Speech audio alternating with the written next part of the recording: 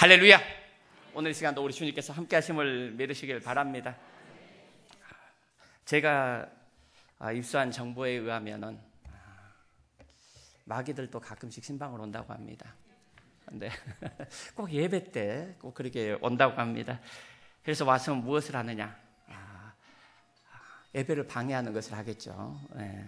근데 무엇보다도 좀 방해를 받았습니다. 제가 신방 온다 그랬잖아요. 보면은 우리의 생각 가운데 하나님 말씀을 못 듣게 하는 것이죠. 또한 그것도 있고 또 하나는 뭐냐면은 마귀들이 잘 노는 놀이터가 있습니다. 그 놀이터가 어디인가?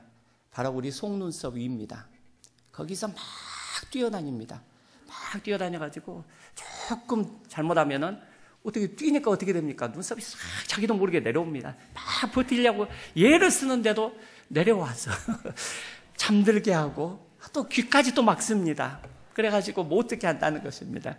그래서 담임 목사님은 참으로 너그러우셔서 어떻게 하시든지 그냥 또 말씀이 워낙 좋으셔서 그냥 안 깨우셔도 또 워낙 또 성도님들이 졸지 않고 말씀을 들으니까 괜찮지만은 저는 조금 부족하니까 아무래도 마귀들이 더 역사하실 것 같아서 순간순간 제가 또 큰 소리를 낸다거나 약간 또 어떻게 다른 행동, 책상을 친다거나 했을 때 너무 놀라지는 마시고 심장에 물이 안 가도록 항상 긴장해 주시기 바랍니다. 그래서 또한 옆에 계신 분들도 마귀가 좀 옆에서 저기 뛰네? 라고 생각했을 때 때리시면 안 됩니다. 절대 때리시면 안 되고 그냥 가볍게 손을 잡아주시거나 사탕을 하나 주셔서 깨어있는, 그래서 하나님의 말씀을 듣는 우리 복된 성도들 모두가 되시길 주님의 이름으로 축복합니다. 오늘 인생이 다가올 때라는 제목으로 고난이 다가올 때라는 제목으로 하나님의 말씀을 전하고자 합니다. 파도가 일지 않는 바다는 없다라는 말이 있습니다. 항해하는데 문제는 파도의 유무가 아닙니다. 파도가 높은가, 파도가 낮은가의 문제가 아니죠. 파도가 있느냐 없느냐의 문제가 아니라는 것입니다. 단지 파도가 높으냐 낮으냐 바로 그 문제뿐인 것입니다. 우리 인생도 똑같은 것 같습니다. 모든 인생에 고난이 있다고 성경은 말씀하고 있습니다. 의인이면은 고난이 없으면 좋겠지만은 그러나 고난이 더 있다고 성경은 말씀하고 있습니다. 시편 34편 19절에 의인은 고난이 많으나 라고 말씀하고 있습니다. 고난이 없으면 얼마나 좋겠습니까?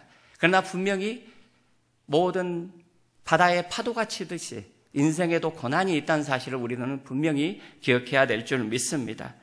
그래서 고난이 많으므로 고난에 대해서 어떠한 말씀을 전할 때 참 걱정되는 부분들이 있습니다. 왜냐하면 우리 성도님들이 당한 고난, 또 각자가 겪고 있는 고난들이 다 다르다는 것입니다.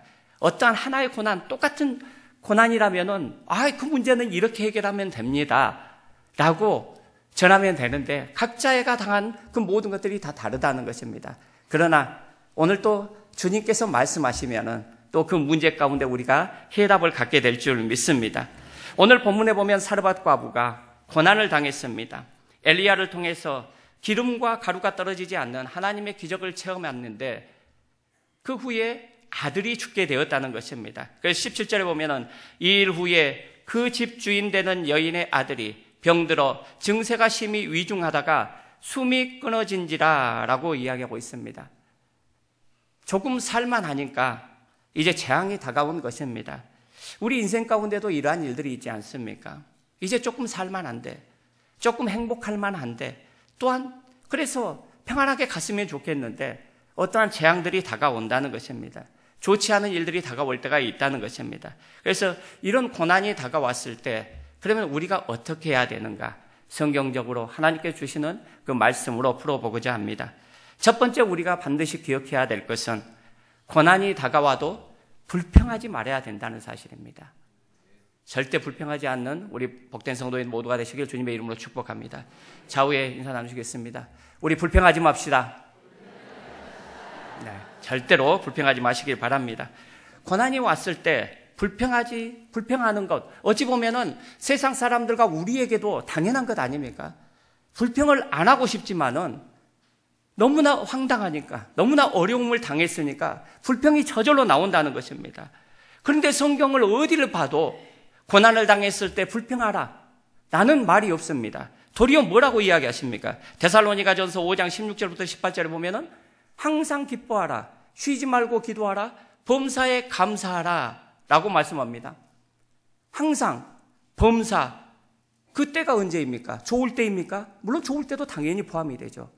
그러나 좋지 않을 때, 고난이 다가왔을 때도 항상 기뻐하고, 또한 방금 무슨 소리가 났는데? 네. 또 범사에 항상 감사하라 라고, 또 마귀가 심한 건 아니죠. 예. 범사에 감사하라, 항상 감사하라는 것이죠. 그런데 과연 어떻게 해서 우리들이 이렇게 할 수 있느냐 하는 것입니다. 고난당하는 입장에서는 정말 받아들이기가 힘들죠. 지금 내 자녀가 죽고 사업이 망하고 굳어나서 어떠한 환난 가운데 지금 앞으로 방법이 없는데 어떻게 불평하지 않습니까? 정말 목사님 같은 경우 불평하지 않을 수 있겠습니까? 라고 따질 수 있는 충분히 그러한 것 저도 이해는 갑니다. 그러나 성경에서 그렇게 하나님께서 그렇게 말씀하고 있다는 사실을 믿어야 될 줄 믿습니다. 그래서 말씀하신 대로 분명하게 오늘 과부는 그러한 고난을 당했고 그런데 조금만 참았으면 좋았을 걸 과부는 불평을 했다는 사실입니다. 그래서 우리가 또 하나님의 선하심을 믿고 나가야 된다는 사실입니다. 어떠한 상황 가운데서든지 하나님께서는 선하시다는 사실을 잊어버리지 마시길 바랍니다. 오늘 말씀을 보면 그렇습니다. 그냥 7절에 보면은 2일 후에라고 기록되어 있습니다. 그러면은 2일 후에 바로 과부가 엘리야의 그 놀라운 기적으로 살아난 후에 이제 음식이 풍성해진 후에 바로 그 후에 갔습니다. 그런데 2일 후에라고 오늘 기록되어 있지만 그 전에 보면 15절에 보면은 그가 가서 엘리야의 말대로 하였더니 그와 엘리야와 그의 식구가 여러 날 먹었다고 되어 있습니다. 여기도 우리 성경에는 여러 날로 되어 있는데 영어 성경으로 보면 many days, 많은 날로 되어 있습니다. 그러니까 재앙이 바로 다가온 것이 아니라 그래도 어느 정도는 살다가 물론 아주 긴 세월은 아닙니다. 최소한 몇 달 정도는 지나서 이 재앙이 다가왔다는 것입니다. 제가 이 말씀을 드리는 건 뭐냐면은 하나님께서 우리에게 어떠한 좋은 일들을 주시고 변덕스럽게 바로 어떠한 재앙을 주시거나 하신 분은 아니라는 것입니다. 하나님은 선한 분임을 믿으시길 주님의 이름으로 축복합니다. 우리 주님께서 요한복음 10장 11절에도 말씀합니다. 나는 선한 목자라. 선한 목자는 양을 위하여 목숨을 버리거니와 라고 말씀하고 있습니다. 선하신 분이 우리를 위하여 목숨을 버리신 분입니다. 그분이 왜 우리에게 재앙을 허락하시는가? 그것을 오늘 과부는 불평으로 시작을 했습니다. 불평할 수밖에 없는 그러한 상황이죠. 어찌 보면은 아들이 죽었는데 어떤 좋은 말이 나오겠습니까? 그러나 우리가 여기서 살펴봐야 될 것은 그 이전 일을 살펴볼 필요가 있습니다. 오늘 죽은 아들도 그렇고 또한 그 과부조차도 지금 과부는 살아 있습니다. 그렇다면 그 모든 것들이 누구의 은혜입니까? 모르신가요? 하나님의 은혜였다는 것입니다. 이미 이 과부와 아들은 떡을 마지막으로 만들어 먹고 그 조금밖에 없은 그 떡을 가지고 이미 먹고 이제 죽으려고 작정했던 과부와 아들이었습니다. 그렇다면 몇 달 동안은 하나님께서 살리시는 것입니다. 그런데 우리의 사람들은 그 전에 하나님께 받았던 그 은혜를 너무나 쉽게 잊어버린다는 것입니다. 오늘 과부도 재앙을 당하자, 고난을 당하자 그걸 잊어버렸다는 사실입니다. 우리가 한번 생각해보면 그렇습니다. 히스기야 왕처럼 15년을 수명을 연장해주면 하나님께 감사를 드리고 몇 달을 연장해주면 하나님께 감사드리지 않아야 됩니까? 아니지 않습니까? 몇 달이라 할지라도 하나님께서 은혜를 베풀어 주셨다는 사실을 기억하고 우리는 감사해야 될 줄 믿습니다. 그래서 우리가 고난 가운데 불평하지 않아야 되는 이유는 뭐냐면요. 우리가 하나님의 은혜 가운데 있기 때문에 그렇습니다. 하나님께서 수많은 은혜를 베풀어 주셨고 또한 그분이 선한 분이시기 때문에 절대로 불평하면 안 된다는 사실을 믿으시길 바랍니다. 오늘 그 사르밧 과부가 복을 받을 만해서 보낸 것 같습니까? 이 이야기가 누가복음 4장 25절부터 기록되어 있습니다. 내가 참으로 너희에게 이르노니 엘리야 시대에 하늘이 3년 6개월간 닫히어 온 땅에 큰 흉년이 들었을 때 이스라엘에 많은 과부가 있었으되 엘리야가 그중 한 사람에게도 보내심을 받지 않고 오직 시돈 땅에 있는 사렙다의 한 과부에게 뿐이었으며 또 선지자 엘리사 때에 이스라엘에 많은 나병 환자가 있으되 그 중에 한 사람도 깨끗함을 얻지 못하고 오직 수리아 사람 나만 뿐이었느라 라고 말씀하고 있습니다. 하나님의 은혜 가운데 하나님께서 엘리야와 엘리사를 보내서 그 놀라운 기적들을 베푸셨다는 것입니다. 이건 뭐냐면은 모든 것들이 하나님의 은혜라는 것입니다. 그 주위에 있는 모든 사람들은 아사를 냈을 것입니다. 굶어 죽었을 것입니다. 그런데 그 가운데 살아남는 것, 그것을 재앙이 다가오니까 바로 잊어버렸다는 것입니다. 혹시 우리 성도님들도 이렇지 않습니까? 어떠한 고난이 다가올 때 그 전에 받았던 은혜는 잊어버리고 하나님을 원망하지 않습니까?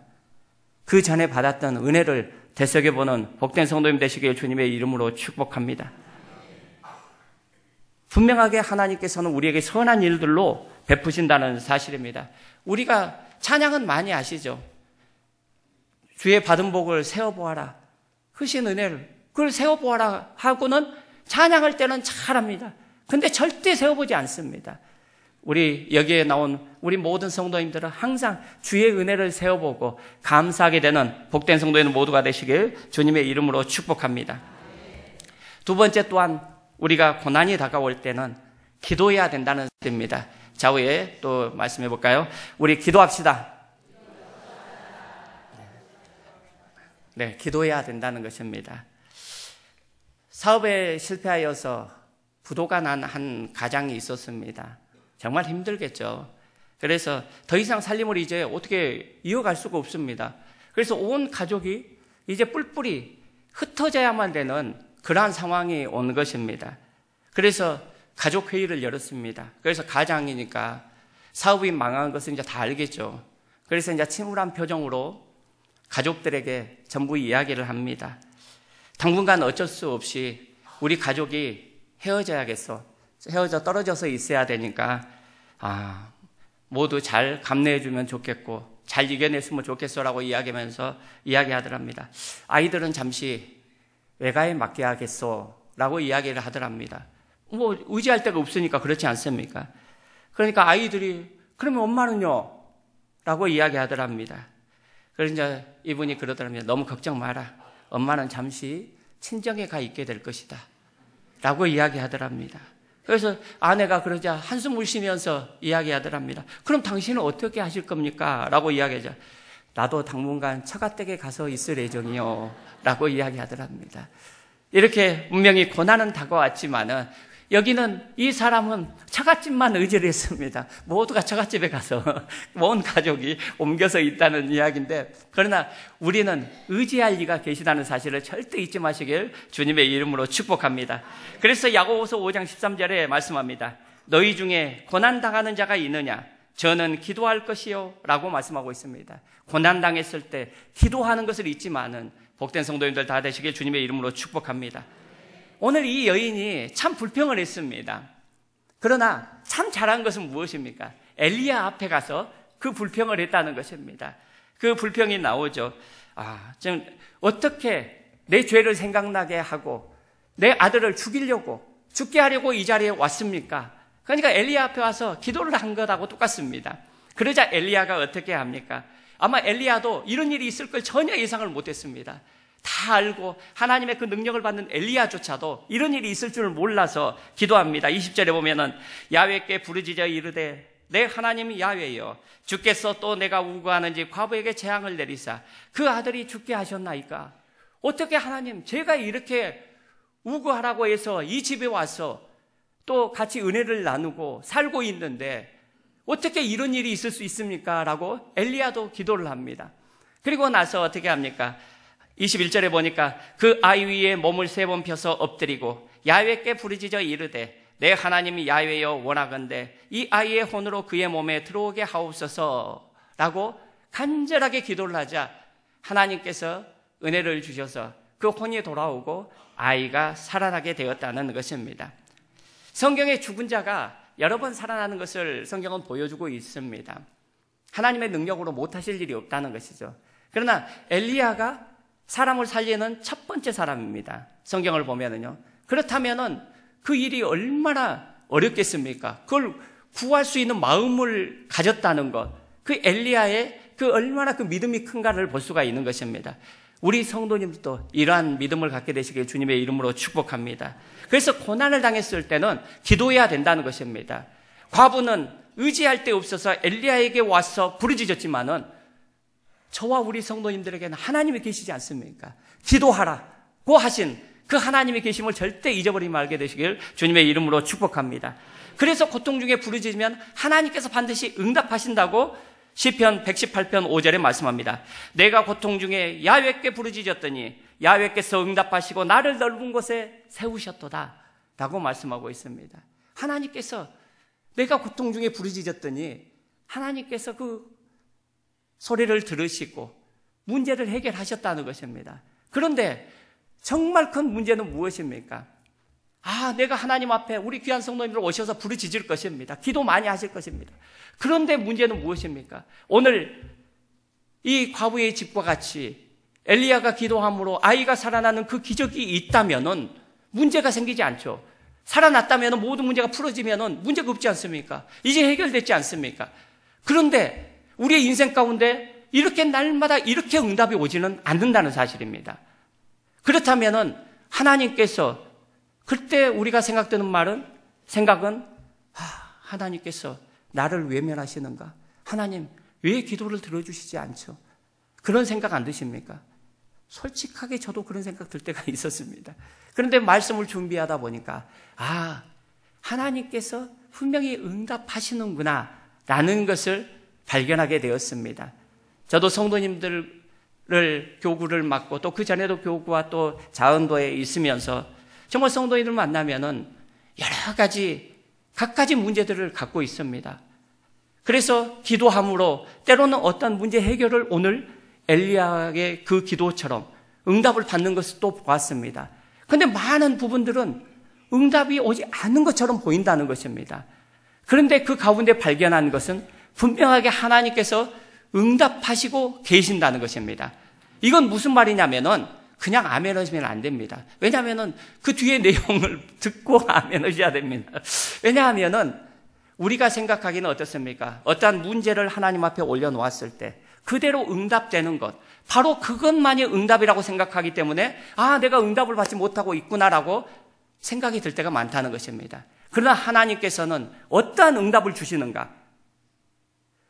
정말 수많은 환난 가운데 그 어려운 일들 가운데 그것을 이겨낼 수 있는 힘을 주시고 계신다는 것입니다. 지금 또 여러 가지 문제 가운데 버티고 지금 이겨나가고 계신 분들 하나님의 응답이 없는 것 같습니까? 아닙니다. 하나님께서 우리 성도님들을 붙드시고 지금 힘을 주시고 계심을 믿으시길 주님의 이름으로 축복합니다. 우리 인생에 나의 힘으로 되면 쓰러집니다. 그러나 우리 주님께서 붙드시고 분명하게 내가 고난 중에 구함으로 하나님께서 붙드시고 그걸 이겨낼 수 있도록 이끌어가고 계신다는 사실을 믿으시길 주님의 이름으로 축복합니다. 바로 그렇게 응답하시고도 계신다는 사실을 우리들은 분명히 믿어야 될 줄 믿습니다. 그래서 베드로전서 5장 10절에도 말씀합니다. 모든 은혜의 하나님 곧 그리스도 안에서 너희를 부르사 자기의 영원한 영광에 들어가게 하신 이가 잠깐 고난을 당한 너희를 친히 온전하게 하시며 굳건하게 하시며 강하게 하시며 털을 견고하게 하시리라 라고 말씀하고 있습니다. 고난을 당한 너희를 친히 온전하게 하시는데 누가요? 하나님께서요. 굳건하게 하시는데 누가요? 하나님께서요. 강하게 하시는데 누가요? 하나님께서. 그리고 마지막에 털을 굳건하게 하신다고 말씀하고 있습니다. 하나님께서 우리 고난당한 성도님들에게 이러한 은혜를 주시고 있다는 사실을 믿으시길 주님의 이름으로 축복합니다. 그래서 사도 바울은 말씀합니다. 빌립보서 4장 13절에 내게 능력 주시는 자 안에서 내가 모든 것을 할 수 있다라고 이야기합니다. 우리가 이 말씀을 그냥 어떠한 내가 모든 문제를 해결하고 승리할 수 있어라고 말한 것이 아닙니다. 바울은 그걸 이야기한 게 아니에요. 뭐라고 그 전에 보면은 빌립보서 4장 11절 이하에 보면은 내가 궁핍함으로 말하는 것이 아니니라 어떠한 형편에든지 나는 자족하기를 배웠노니 나는 비천에 처할 줄도 알고 풍부에 처할 줄도 알아 모든 일 곧 배부름과 배고픔과 풍부와 궁핍에도 처할 줄 아는 일체의 비결을 배웠노라 라고 말씀하고 있습니다. 어떠한 문제 가운데서도 능력 지수는 자가 있기 때문에 내가 그 모든 것들을 이기고 나갈 수 있다. 문제는 그대로 있지만은 나는 그 길을 걸어간다. 그리고 반드시 승리할 것이라고 이야기하고 있다는 사실입니다. 사도 바울은 말씀하고 있다는 사실입니다. 어떻습니까? 지금 고난 가운데 계신 우리 성도님들, 지금도 돕고 계시고 우리에게 힘주시고 계시는 그 주님을 알고 그 주님께 감사하게 되시길 주님의 이름으로 축복합니다. 그러나 분명히 고난 중에 있기 때문에 그거 쉽지는 않습니다. 믿음으로 바라보지 않으면은 그분이 보이지 않습니다. 그러나 믿음으로 바라본다면은 분명히 그분께서 돕고 계시고, 물론 나중에는 다 알게 되겠죠. 아, 정말 이 일들 가운데 주님께서 도우셨구나. 나는 이 일을 어떻게 해결할 수 없었는데, 지나놓고 나니까 우리 주님께서 이렇게 행하셨다라고 고백하게 될 것입니다. 그러나 나중에 그게 아니라 지금 문제 가운데 있을 때 그 주님을 보고 승리하게 되는 복된 성도들 모두가 되시길 주님의 이름으로 축복합니다.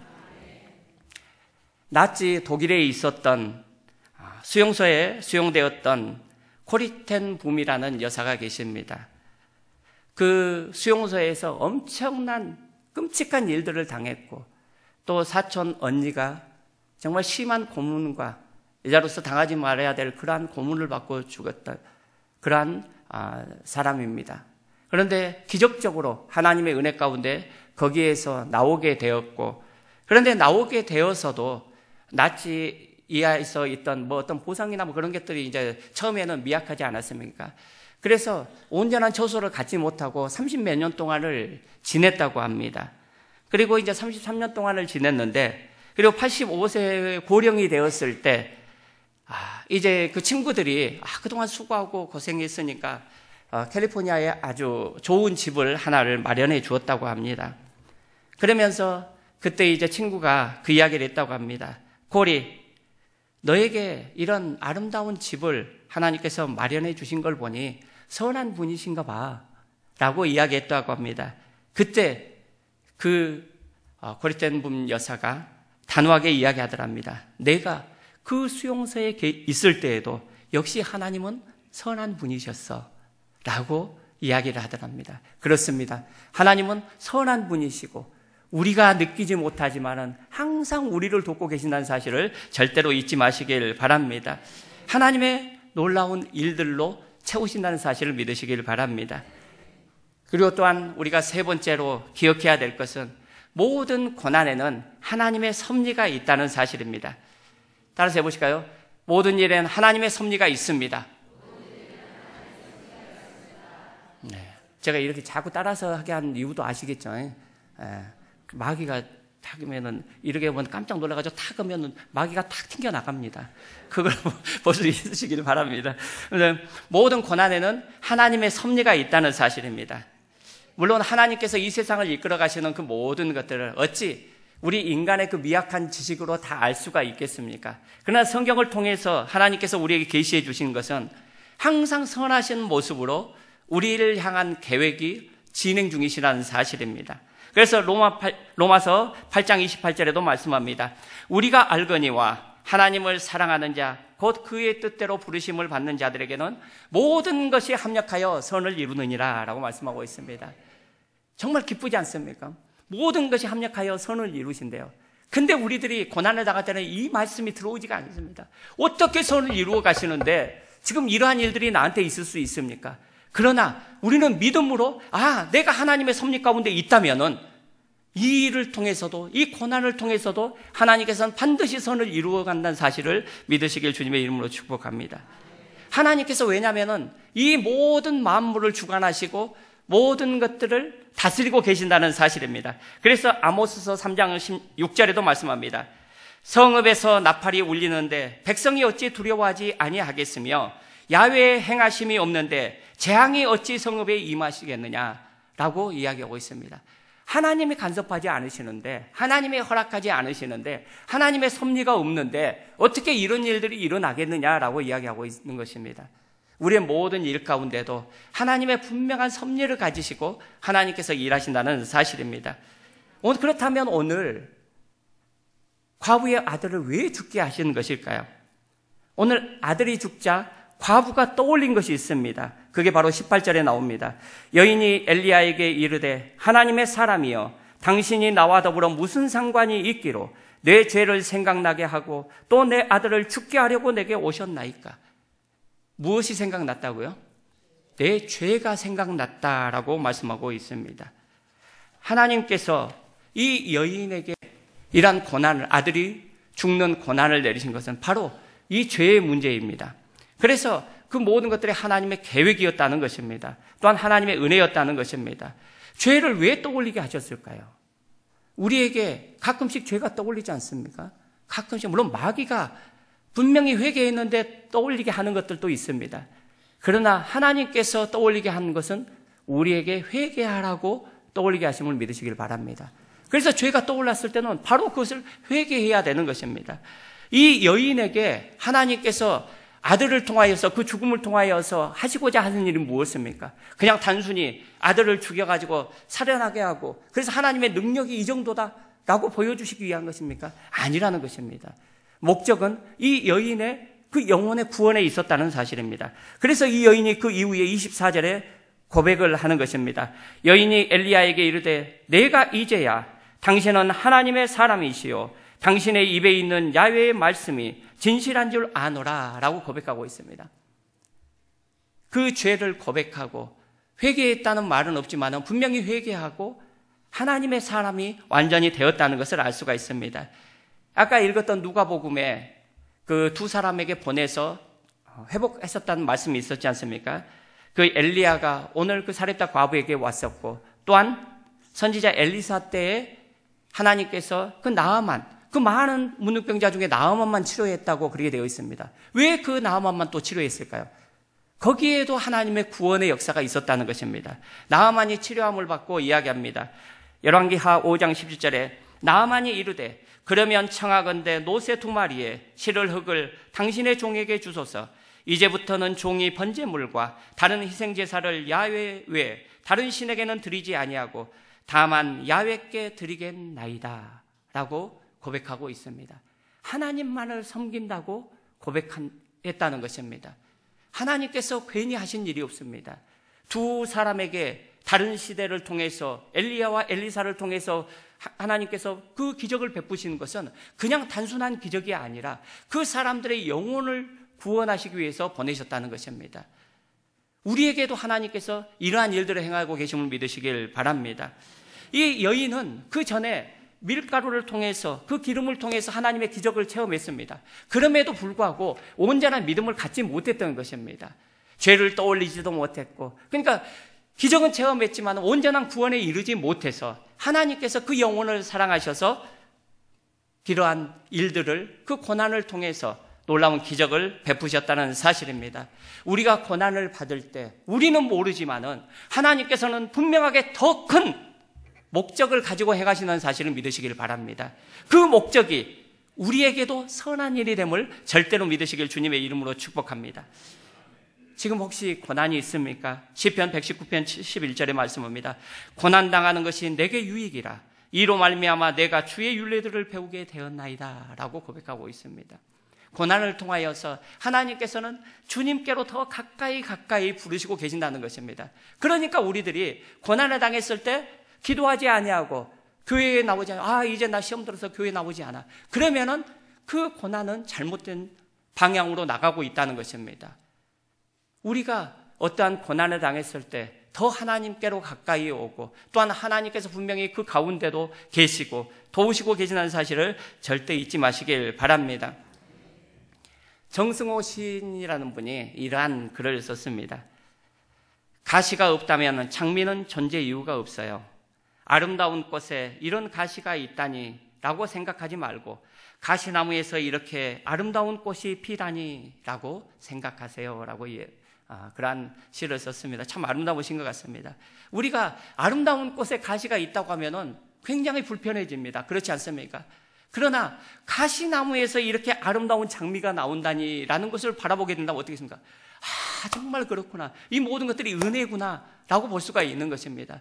어떻습니까? 우리 정말 가시 같은 우리 인생을 통하여서 하나님께서 장미를 피우고 계시지 않습니까? 지금 고난이 있지만은 그 전에도 피우셨고 또 지금도 고난이 있지만은 지금도 붙잡고 계시고, 또한 마지막 때까지 우리 주님께서 가시 같은 우리 인생을 통해서도 그 장미꽃을 반드시 피우신다는 사실을 믿으시길 주님의 이름으로 축복합니다. 이방 여인도 하나님께서 사랑하셔서 구원하셨습니다. 그러면 저와 여러분은 어떻습니까? 아바 아버지, 하나님 아버지라고 부르지 않습니까? 우리가 아버지라고 부르잖아요. 그러면 아버지께서 우리에게 떡을 달라고 하는데 뱀을 주십니까? 아니라고 말씀하시잖아요. 좋은 것으로 줄 알거든 이라고 말씀하셨는데도 우리들은 잘 구하지 않는다는 것입니다. 하나님은 악한 자라도 좋은 것으로 주는데 내가 너희에게 좋은 것을 주지 않겠느냐?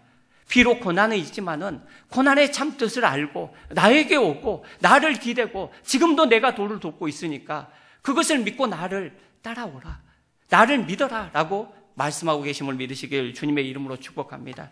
그분은 반드시 좋은 것으로 주신다는 사실을 우리들 절대로 믿어야 되는 것입니다. 그래서 불평하지 말아야 되고, 정말 이해는 안 되고 때로는 감사가 나오지 않습니다. 저도 담임 목사님 특별하게 이제 안 계신 가운데 여러 가지 일들이 있었습니다. 그러면 어떻습니까? 아침에 일어나면은 또 담임 목사님 안 계시는데 어떻게 오늘 또 하루를 감당해야 될까 걱정이 앞섭니다. 그런데 하나님께서는 감사하라고 합니다. 그러면은 예, 알겠습니다. 감사하겠습니다. 예, 하나님께서 하시는데요. 감사합니다. 감사합니다. 그러면은 감사로 넘쳐나지는 것입니다. 또한 하나님께서 일을 하시는 것입니다. 물론 담임 목사님처럼 그렇게 능력 있게는 못할지라도 그래도 하나님께서 붙드시니까 또 이렇게 헤쳐나온 줄 믿습니다. 우리 귀한 성도님들도 정말 어려운 가운데 계실지라도 우리 하나님께서 변함없는 그 사랑으로 함께 하신다는 사실을 믿으시길 바랍니다. 그리고 또한 그분께서 어느 정도까지만 보호하시고 놔두시는 분이 아니십니다. 로마서 8장 37절에 말씀합니다. 그러나 이 모든 일에 우리를 사랑하시는 이로 말미암아 우리가 넉넉히 이기느니라 라고 말씀하고 있습니다. 우리가 지금은 어떠한 문제에 끌려가는 것 같고 고난 가운데 있어서 정말 힘들지만은 우리 주님께서 이끌고 계시기 때문에 만유를 주장하시고 하나님의 섭리 가운데 모든 것들을 이끌어 가시는 그분께서 우리의 능력이 되시고 우리의 아버지가 되시기 때문에 그분의 섭리 가운데 있기 때문에 우리 아버지가 자녀를 위해서 항상 좋은 길로 인도하지 않겠습니까? 그 과정은 조금 힘들다 할지라도 분명하게 그분은 선한 분이시고 하나님의 놀라운 은혜 가운데 인도하셔서 우리에게 반드시 승리를 안겨주시는 사실을 믿으시길 바랍니다. 그냥 이긴다고 말씀하시지 않습니다. 넉넉히 이길 수 있다라고 말씀하고 있습니다. 그러나 우리가 반드시 행할 것은 무엇입니까? 기도해야죠. 그래서 우리를 사랑하시는 이로 말미암아 이기는 것입니다. 나의 능력으로 이기는 것이 아닙니다. 나의 의지로 이기는 것이 아닙니다. 하나님을 붙잡음으로, 우리 주님을 붙잡음으로 모든 일 가운데 이길 수 있다는 사실을 믿으시고 그 믿음 가운데서 정말 이 고난 가운데는 있지만은 그 고난을 넉넉히 이겨내고 진실로 그 고난 가운데 우리를 돌보시고 지금도 함께 하시는 그분을 보고 승리하게 되시는 우리 복된 성도님 모두가 되시길 주님의 이름으로 축복합니다.